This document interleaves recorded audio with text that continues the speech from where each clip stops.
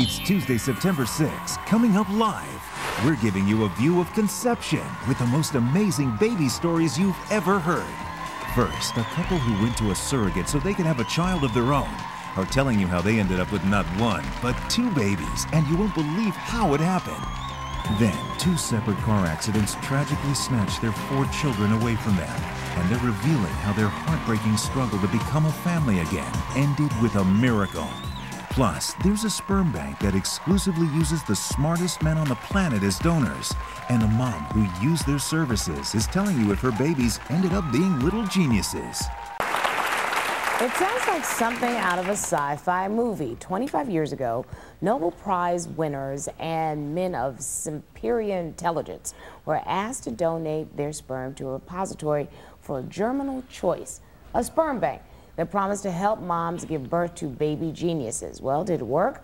Let's find out. Please welcome Elin Ramm, who used their services to conceive her 2 daughters, Leandra and Courtney, and David Plotz, the author of The Genius Factory, The Curious History of the Nobel Prize Sperm Bank.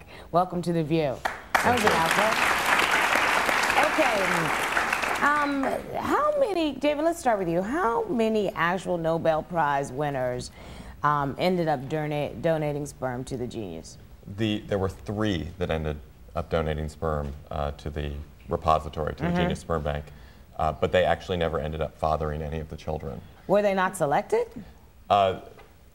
What do you mean, were they not selected? selected? Selected by the different women? No, they were selected. The problem was that they tended to be a little bit older, and so their sperm counts were a bit lower, so the founder of the sperm bank decided he wanted to go out and recruit younger, outstanding men. Okay, so that's men of superior intelligence, but not necessarily Nobel Prize winners. Exactly, intelligence, athletic ability, so forth. And David, before writing this book, you actually wrote several articles about the Genius Sperm Bank, and you also wanted to contact donors, mothers, and children involved in this. So how many actually contacted you? You wanted them to come forward, and then did you reunite any of them? I did. What I did is I wrote in this online magazine, Slate, where I work, and invited people to email me or call me, and I ended up hearing from about 30 children and from probably about a dozen donors who probably fathered most of the 200 children who came out of the bank in total. And what happened was that the donors were contacting me in part because they wanted to meet their biological children, and the children sometimes were contacting me because they wanted to meet their biological fathers. And so in cases where they all wanted to meet, I started to... You played matchmaker. I played matchmaker, yes. Okay. Adrian, actually, let's start with you, because you and your husband were unable to have biological children on your own, so you turned to the Genius Sperm Bank for help back 1983, I think it was, right? Okay. So did you turn to the sperm bank in hopes of getting one of these super babies that they were talking about? No, I was never interested in what super baby, I didn't even know what that meant. I just wanted a healthy baby. And I knew the repository for germinal choice could provide for that because they did extensive medical and background on the donors, and I knew that donors were intelligent and they were accomplished individuals. And that's what you were looking for? I really was looking for a healthy baby, but I wanted like the best possible start. And if I could have a sperm that carried the genes for intelligence, why not? I mean, couldn't hurt. Couldn't hurt.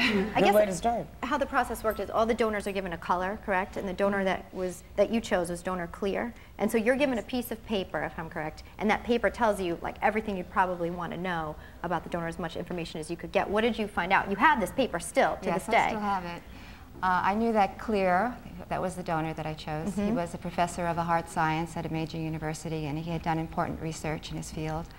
I knew his ancestry was Northwestern Europe. He had musical talents as well as athletic talents. He had his own children, 2 children of his own that were healthy, and his health background was excellent. You got a lot of information.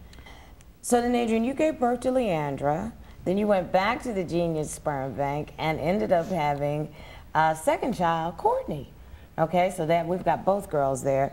Now, interestingly enough, they're from 2 different donors. I understand you did try to use donor clear for the second time. Yes, I did. Why didn't that work out? He had already sired 10 children, and that was the maximum allowed for each donor. Okay. 10? So, 10. What if they run into each other and marry each other? Right. I mean, Yeah, isn't we there have that to make danger sure of that sort of thing? That we know the background of Really? Of her mate. You know, we do have to know that. So that's like one of your first questions, Miss Ma'am. You have to say, okay, now how were you conceived, okay? If Clear's in your background, you gotta talk, right? Exactly. No, then you went back a third time, and with the same donor that you used with Courtney, yes, you now have a son, Logan, so that now you have 3 beautiful children. And Leandra, you're actually studying opera at the Manhattan School of Music. Right. Knowing what you know about your donor father, do you think you turned out like him?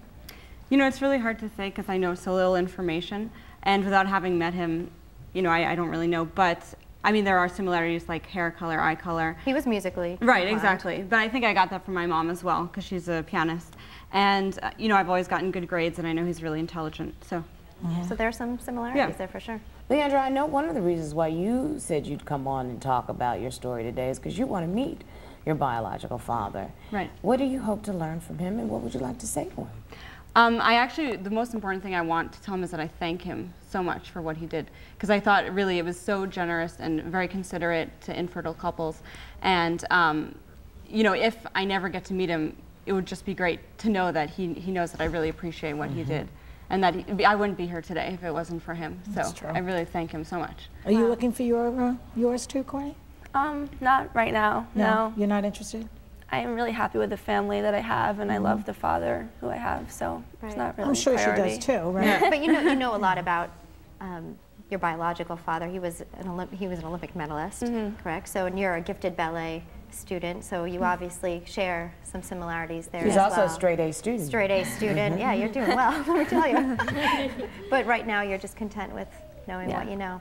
I wonder if you're smart because you know that genetically you're supposed to be smart, or did you just, you know, that's an interesting question. Well, or do you feel pressure now? I mean, that would make me feel a lot of pressure. See, I think it's because we found out at such a young age that I don't feel any pressure. I think I was like 2 years old when I found out.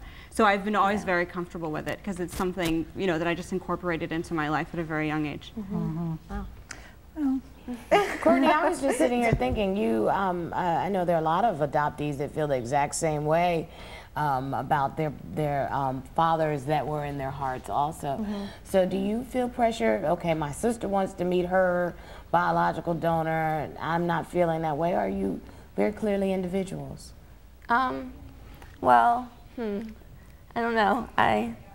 I just am really happy with my father, and I don't, just because she wants to find out doesn't mean I necessarily want to. David, what do you think about all this, like, you know, this genius gene pool? Doesn't it, you know, in Germany they did this, except they wanted them to be, you know, Aryans instead of brilliant, and I wonder what your opinion of that is. I think this was a very different kind of project. This was not a Nazi project. This was a project to try to help a few mothers and fathers who really couldn't have children on their own, and to give them the best chance they could get. I mean, the girls here obviously are gifted, so it worked in this case. But there were, I mean, of the 30 that you studied and contacted, are they also as gifted and talented? Yeah. I think this goes back to what Joy was saying a second ago. They are, in general, they certainly are. There's a wide range. Some of them are as talented as Leandra and Courtney are, and some aren't.